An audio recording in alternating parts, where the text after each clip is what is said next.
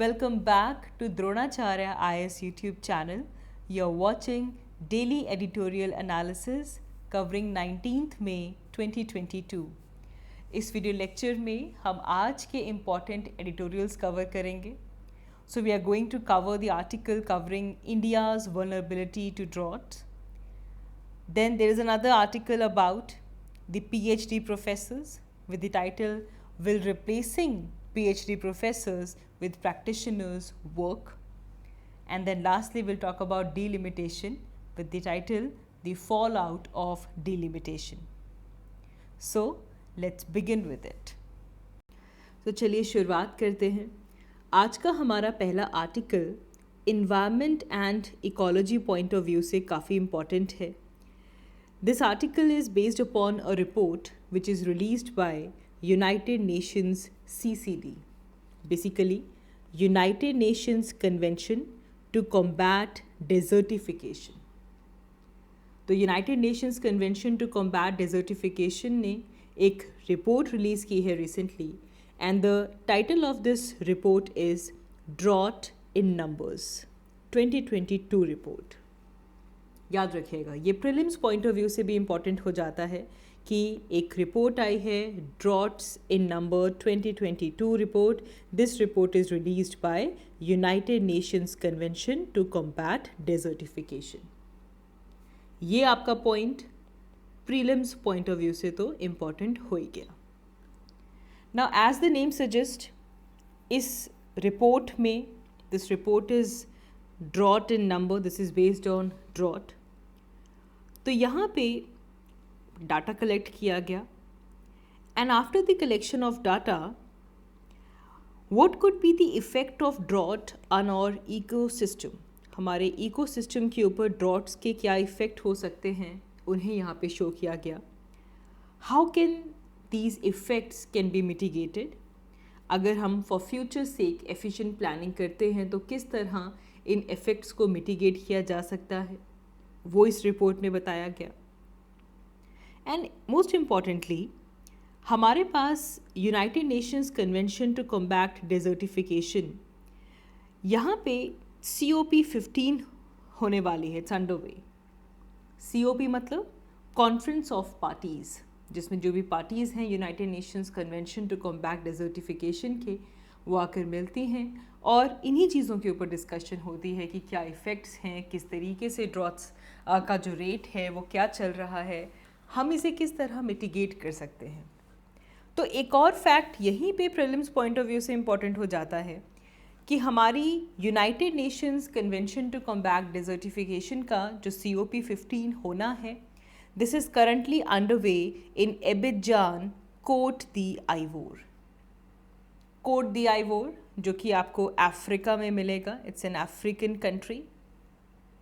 When you see the map आप बिल्कुल Africa की जो वेस्टर्न कोस्ट के पास में कोट दी आइवोर को देख पाएंगे. बेनिन, टोगो, घाना, coat d' Ivoire. Cote d' आइवोर का एक शहर एबिजान, यहाँ पे COP15 हो रही है of United Nations convention to combat Desertification. Again, one point which is important for prelims point of view also. COP15 में कौन कौन से इश्यूज कवर होने वाले हैं. सबसे पहले we'll talk about, the party is going to talk about the issue of drought. Droughts की वजह से जो लैंड डिग्रेड हो रहा है वो लैंड रेस्टोरेशन कैसे की जाए, किस तरह से मिटिगेट किया जाए. Some other aspects like land rights, gender equality, youth empowerment, these are some of the top considerations for the COP15 of United Nations Convention to Combat Desertification. Coming back to the report, जो report UNCCD ने publish की है, present की है, drought in numbers. ना इस report में ये रिवील किया गया दैट इंडिया के बहुत सारे एरियाज़ ऐसे हैं जो कि वल्नरेबल टू ड्रॉट कैटेगरी में फॉल करते हैं. इस रिपोर्ट में एक लिस्ट रीजन्स की बनाई गई है, मोस्ट वल्नरेबल, लीस्ट वल्नरेबल. तो इंडिया के major parts vulnerable to drought की कैटेगरी में फॉल करते हैं। तो मतलब इंडिया की जो वल्नरेबिलिटी है ड्रॉट्स के प्रति दैट इज़ कंपैरेटिवली हाई। अभी हम एक मैप भी देखेंगे। और इन ड्रॉट्स की वजह से अगर हम 1998 से लेकर 2017 तक के डाटा को समझें तो इंडिया ने इकोनॉमिक लॉसेस भी फेस किए हैं। Because of the severe droughts हमारी जीडीपी 2 to 5% रिड्यूस हुई है बिटवीन 1998 एंड 2017। तो जीडीपी में भी लॉस मिला है। एंड ग्लोबली अगर देखा जाए because of the drought in the same period 1998 से लेकर 2017 तक ग्लोबली भी जो इकोनॉमिक लॉसेस हुए हैं they are approximately $124 billion. Now as you can see in this map, यहाँ पे आप देख सकते हैं कि जो कंट्रीज़ हैं, जो वर्ल्ड है, उसे according to the vulnerability of droughts के तौर पे क्लासीफाई किया गया है। जितना आप डीपर डार्कर रेड कलर की तरफ जाएंगे वो कंट्रीज़ उतनी ही वल्नरेबल हैं, और जितना ही हम मूव करेंगे towards the lighter colours and those countries are comparatively less vulnerable. तो अगर हम यहाँ पे इंडिया को देखें so we can clearly see that the major part of India is falling under the portion of that red colour which is those countries which are more vulnerable. वैसे भी अगर हम वर्ल्ड वाइड देखें तो the red and oranges they are more prominent than the light yellow colours, वहाँ पे थोड़ा less vulnerable है। यहाँ पे जो बिल्कुल लाइट येलो कलर्स हैं वो एरिया शो कर रहे हैं जहाँ पे डेजर्ट्स हैं, जैसे कि ये देखो ऑस्ट्रेलिया के डेजर्ट्स, यहाँ पे इंडिया का western part, Afghanistan, Saudi Arabia, Africa, Sahara, ये जो बिल्कुल येलो एरियाज़ हैं वो तो डेजर्ट्स शो कर रहे हैं। अपार्ट फ्रॉम दैट जितने भी लाइट शेड्स आ रहे हैं वो लेस वल्नरेबल एरियाज़ हैं, और जितने भी रेड एरियाज़ हैं they are more vulnerable. Overall अगर हम ग्लोबल नंबर की बात करें so the number and duration of the droughts around the world it has increased by 29%। ये 29% से इंक्रीज़ हो चुका है एज़ कंपेयर टू 2000। और ये जो अपवर्ड ट्रेजेक्ट्री आई है इन terms of duration and the severity of the impact of droughts, ये ह्यूमन सोसाइटी को डेफिनेटली अफेक्ट करेगा। ना ही सिर्फ ह्यूमन सोसाइटीज़ को, लेकिन हमारा जो इकोलॉजिकल सिस्टम है वो भी इससे काफ़ी इम्पैक्ट होगा। और अगर इकोलॉजिकल सिस्टम में इम्पैक्ट हो जाएगा तो just imagine the survival of all the life depends upon the ecological system, including of our own species as well. Now, इसके अलावा थोड़ा और प्रीलिम्स पॉइंट ऑफ व्यू से ये टॉपिक इम्पॉर्टेंट है तो इसकी एनरिचमेंट कर लेते हैं। United Nations convention to combat desertification का जो COP 15 होने वाला है, ये हमने देख लिया कि ये कोट दी आइवोर में हो रहा है। यहाँ पे लैंड डिग्रेडेशन, डिजर्टिफिकेशन, ड्रॉट्स, इन टॉपिक्स के ऊपर फोकस किया जाता है। And the theme of the COP 15 is land life legacy from scarcity to prosperity. Very very very important. Land life legacy from scarcity to prosperity, this is the theme of COP 15। और इस conference में जितने भी stake holders हैं, चाहे वो government representatives हों, private sector members हों, सिविल सोसाइटी हो, इस कॉन्फ्रेंस में सबको इकट्ठा किया जाता है टू इंश्योर कि जो लैंड है it continues to benefit our present as well as it should continue to benefit the future generations as well. And there is the purpose is to tackle the interconnected challenges of land degradation, climate change and biodiversity loss. ये तीनों चीज़ें आपस में जुड़ी हुई हैं, ये अलग अलग नहीं है। लैंड डिग्रेडेशन अलग, क्लाइमेट चेंज अलग, बायोडाइवर्सिटी लॉस अलग। No, it's a cycle, it's a chain of events. Climate change, land degradation, biodiversity law, all of these topics are interconnected, so we need to tackle these together. And one more important thing from prelims point of view only, वैसे भी आपको पता होना चाहिए, we are going to move into United Nations Decade on Ecosystem Restoration. United Nations Decade on Ecosystem Restoration. Now UNCCD की जो 197 parties हैं उनमें 196 कंट्रीज़ हैं और यूरोपियन यूनियन आ जाता है। यहाँ पे सस्टेनेबल आइडियाज़ को ब्रेनस्टॉर्म किया जाएगा सो दैट हम लैंड रेस्टोरेशन और ड्रॉट रेजिलियंस की तरफ बढ़ सकें, very important. And we should focus on future proofing land use. वही बात कि फ्यूचर जनरेशन के पास भी जो लैंड के बेनिफिट्स हैं वो बचे रहें। Then United Nations convention to combat Desertification ने ये भी इन्विजन किया है that will restore 1 billion hectares of degraded land by 2030 and will create a land degradation neutral world. You read about this in your environment classes. Land degradation neutral world. Now यहाँ पे अगर हम most pressing concerns देखें, challenges देखें, तो world bank के estimates के accordingly because of drought conditions it will force 216 million people to migrate by 2050. And along with this, there are other factors also. Factors like drought, water scarcity, declining crop productivity, rise in sea level, overpopulation. All of these factors will ultimately intensify the problems. यहाँ पे अगर हम देखें कि weather, climate और water hazards को अगर मिलाया जाए तो 50% जितने भी हमारे पास डिज़ास्टर्स आ रहे हैं उनमें से 50% तो water, climate and water hazard weather से रिलेटेड है। 45% हमारे पास जितनी भी रिपोर्टेड डेथ्स हुई हैं 1970 से they are because of the weather, climate and water hazards. And World Meteorological Organization ने ये भी रिवील किया है that 9 in 10 of these deaths they have occurred in developing countries. So developing countries are more vulnerable when we talk about this.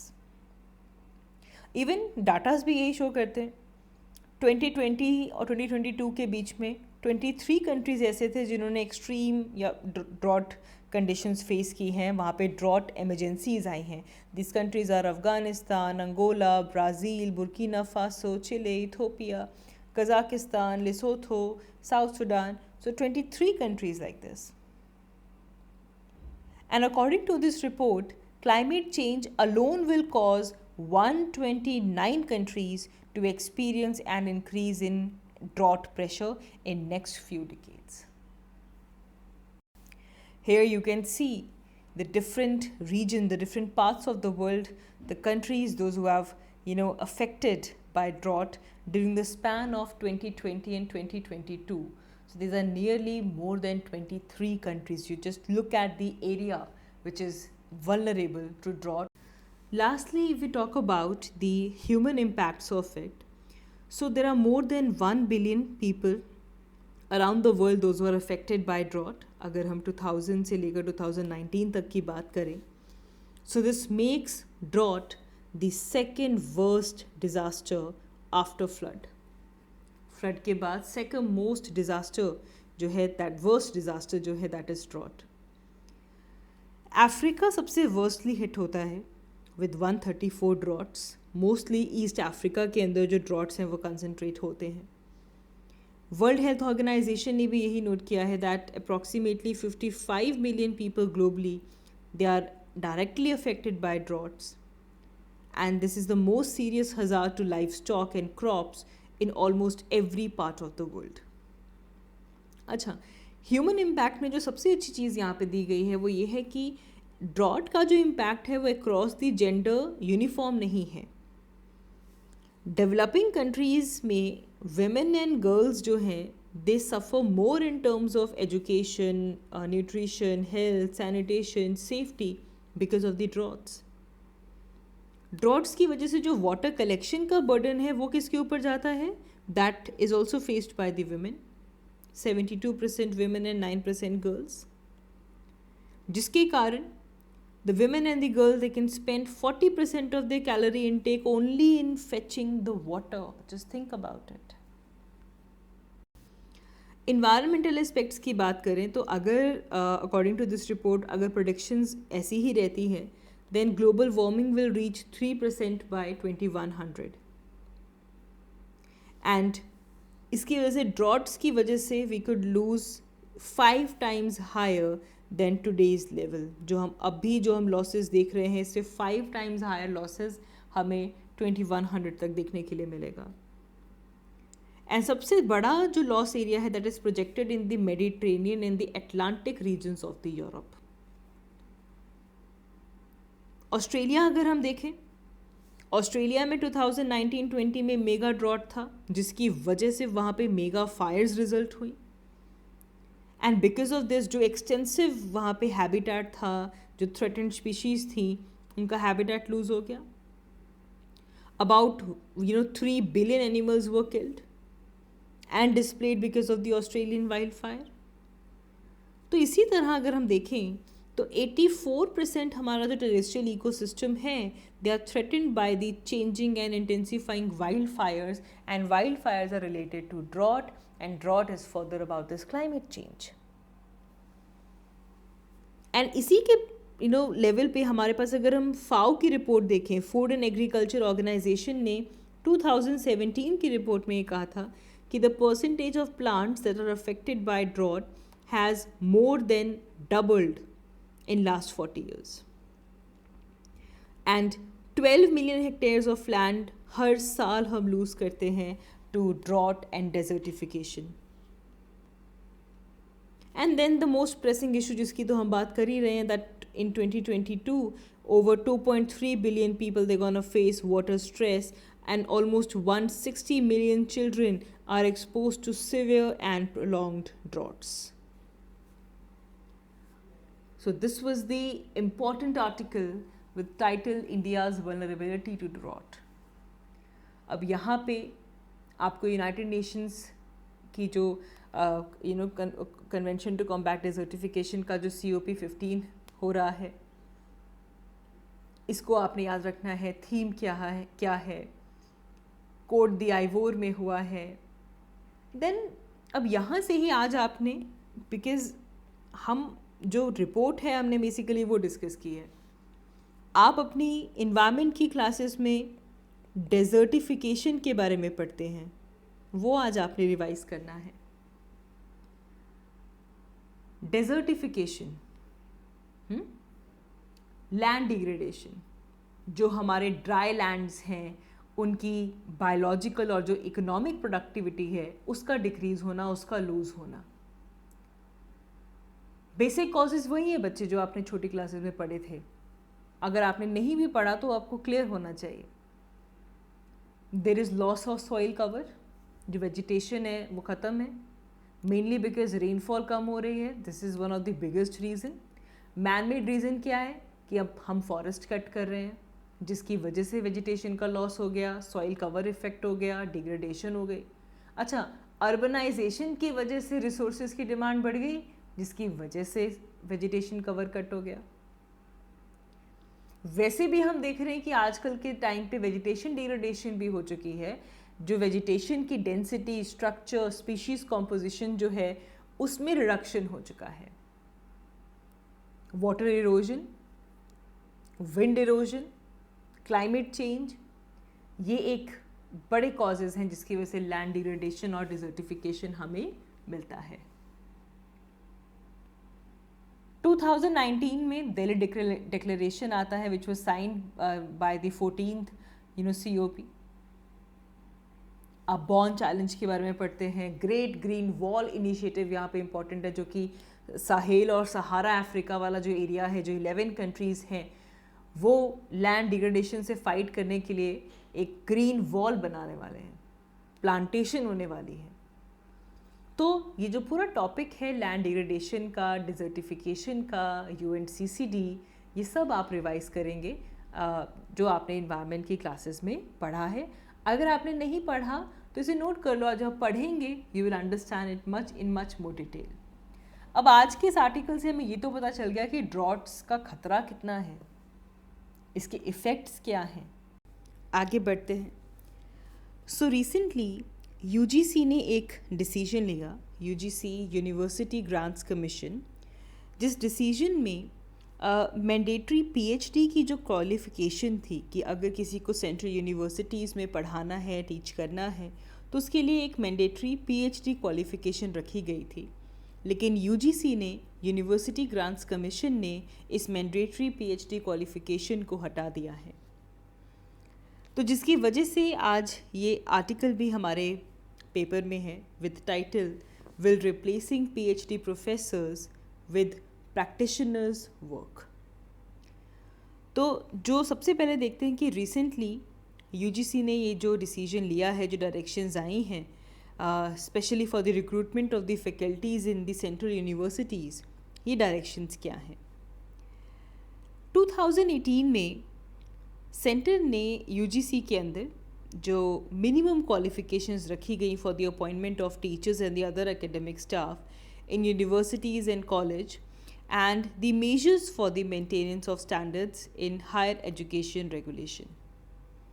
2018 में ये UGC regulations आती हैं जिसके अंदर मिनिमम क्वालिफिकेशन क्या रहेगी टीचर्स की, एकेडमिक स्टाफ की, कॉलेजेस में, यूनिवर्सिटीज़ में क्या क्या मेजर्स अडॉप्ट करने होंगे to maintain the standard of higher education, इसे लेकर UGC regulations आई। और इस रेगुलेशन के अंदर ये लिखा था कि जो भी कैंडिडेट्स असिस्टेंट प्रोफेसर की पोजीशन लेना चाहते हैं, for that doctoral degree is must, मतलब पीएचडी होना ज़रूरी है। तो इसमें रादर 3 साल का एक ट्रांजिशन पीरियड भी दिया गया, क्योंकि जो मैंडेटरी रिक्वायरमेंट है उसे 1 जुलाई 2021 से इंट्रोड्यूस किया गया फॉर 2021 एंड 2022 एकेडमिक ईयर। लेकिन यूजीसी ने अपना जो डिसीजन है ये रिसेंटली अनाउंस किया that they are taking away this mandatory PhD qualifications to teach in central universities. Centre ने भी यूजीसी की जो रेगुलेशंस हैं उन्हें अमेंड किया एंड इसके अंदर बेसिकली जो रिक्वायरमेंट चाहिए थी पीएचडी के लिए उसे डिले कर दिया था टू जुलाई 2023। तो जो भी एंट्री लेवल पोजीशंस हैं जैसे कि असिस्टेंट प्रोफेसर्स, उनकी पोजीशन के लिए मास्टर डिग्री होल्डर्स की क्वालिफिकेशन रखी गई along with those who have qualified the national eligibility test. And यहाँ पे हम अगर इंडस्ट्री एक्सपर्ट्स की बात करें, प्रोफेशनल प्रैक्टिशनर्स की बात करें, those are from different fields with domain expertise, they will be recruited by creating special positions of professor and associate professor of practice. Now यहाँ पे एक पॉइंट इम्पॉर्टेंट आता है, we need to understand why did UGC come up with the decision. ये decision क्यों लिया UGC ने? Well, the main reason behind it to address the shortage of qualified faculty in the central universities. Central universities में qualified faculty की shortage को पूरा करने के लिए जो पीएचडी का जो मैंडेटरी क्वालिफिकेशन था उसे हटा दिया गया है। Right now there are more than 10,000 teaching posts which are lying vacant in the central universities as of December 2021. And जो हमारी न्यू एजुकेशन पॉलिसी है, this basically emphasizes on the better collaboration with industries. तो अब इस decision का outcome क्या रहेगा? तो जो प्रैक्टिशनर्स हैं they can bring knowledge, deep expertise relevant to specific content and applications. लेकिन क्या प्रैक्टिशनर्स पीएचडी प्रोफेसर्स को रिप्लेस कर सकते हैं? जो नॉन पीएचडीज़ हैं वो ट्रेंड नहीं होते to conduct original research, they basically reproduce what others have created. And जो करंट फास्ट चेंजिंग बिजनेसेस जो हैं, जो टेक्नोलॉजिकल इन्वायरमेंट है, it may confine them to limited shelf life experiences and they may quickly become outdated because they are not trained to conduct their original research. So this would result in students getting knowledge, but that may be of great value, but it will be obviously in limited context. Therefore, अगर practitioners के लिए सिर्फ contractual teaching positions रखी जाती तो ज़्यादा sense बनाती instead of taking PhDs as a professors instead of the practitioners. Because अगर हम देखें तो जो good PhDs हैं, कौन कौन सी वैल्यूज़ PhDs हमारे टीचिंग में लेकर आते हैं? देखो, सबसे पहले तो PhDs they are fundamentally researchers, so they create new knowledge through long and deep investigation of the relevant issue. They use using their academic rigor. Beside impacting the cutting edge knowledge, they equip students with skill to face the real life challenges as well. So a good PhD teacher focuses on the relevant theories and show how they are applied in the practice in various contexts. ताकि जो students हैं they can face the current and the future challenges as well. इस तरह की जो foundation बनती है, this is it is a foundation of any application or solution in the real world. So now what needs to be done? See, इस पूरी situation का एक वर्केबल और एक सस्टेनेबल सोल्यूशन लेकर आना होगा. We need to have a mix of practitioners and the traditional academicians. Because there are many business schools in India and abroad as well, those who actually have the mix of this, कि PhD professors हैं और practitioners हैं. So they hire limited number of practitioners as the clinical or the adjunct faculty, or on contract basis for limited time of a full specific teaching needs. But the responsibilities and evaluation of both these categories of faculty, that is also different. आगे बढ़ते हैं. हमारा next article delimitation से related है. It is about the fallout of delimitation. So delimitation is in news. Delimitation of constituencies that will elect members of Lok Sabha following the population figures is to take place in 2026. हमने recently भी ये issue पढ़ा था हमारे current affair videos में. 2026 में जो constituent assemblies हैं लोकसभा के इलेक्शंस के लिए, उनकी डीलिमिटेशन होगी. What is the meaning of delimitation? It is the meaning of fixing the boundaries of the constituencies. जो कॉन्स्टिट्यूएंसीज हैं उनकी बाउंड्रीज को फिक्स करना. And this comes from Article 82 of our Constitution, which says that Parliament enacts a delimitation act after every census. हर एक census के बाद Parliament को एक delimitation act लाना होगा and जिसके तहत delimitation commission establish की जाएगी. And the main task of delimitation commission would be to redraw the boundaries of the various assemblies and Lok Sabha constituencies. और ये भी क्यों करना है? क्यों कॉन्स्टिट्यूएंसीज की बाउंड्री तय करनी है? ताकि ये इंश्योर हो सके that there is an equitable population distribution. हर एक कॉन्स्टिट्यूएंसी में जो नंबर ऑफ पॉपुलेशन कवर हो रही है वो सेम है. अभी तक 4 times डिलिमिटेशन कमीशन एक्ट आ चुका है.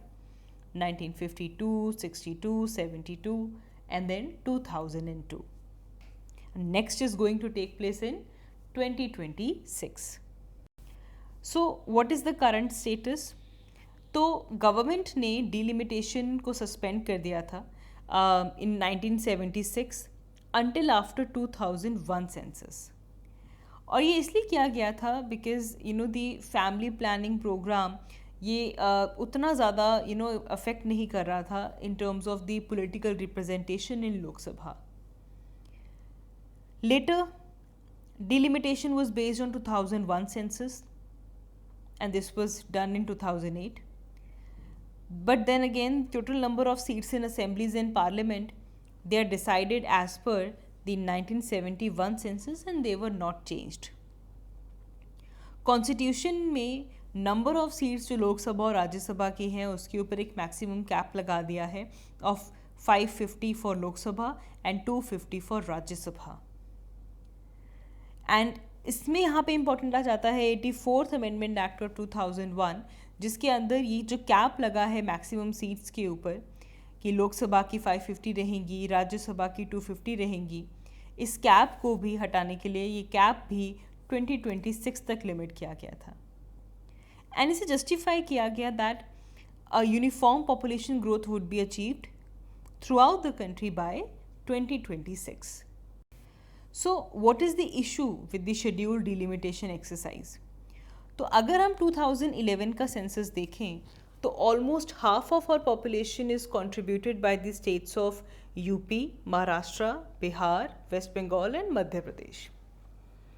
48.6% population तो यहीं पे complete हो जाती है if we see the population of UP, Maharashtra, Bihar, West Bengal and Madhya Pradesh. So according to the projections which are made by the technical group which was formed by National Commission on Population, Ministry of Health and Family Welfare for 2011 and 36, the share of these states in India's population would see an increase. इसमें further increase हो सकता है. And यहाँ पे एक तो UP, Maharashtra, Bihar, West Bengal, MP, इन states का जो पॉपुलेशन इंक्रीज़ हो सकती है. ऑन द अदर हैंड अगर हम तमिलनाडु की बात करें, आंध्र प्रदेश की बात करें, केरला की बात करें, their population is set to decline.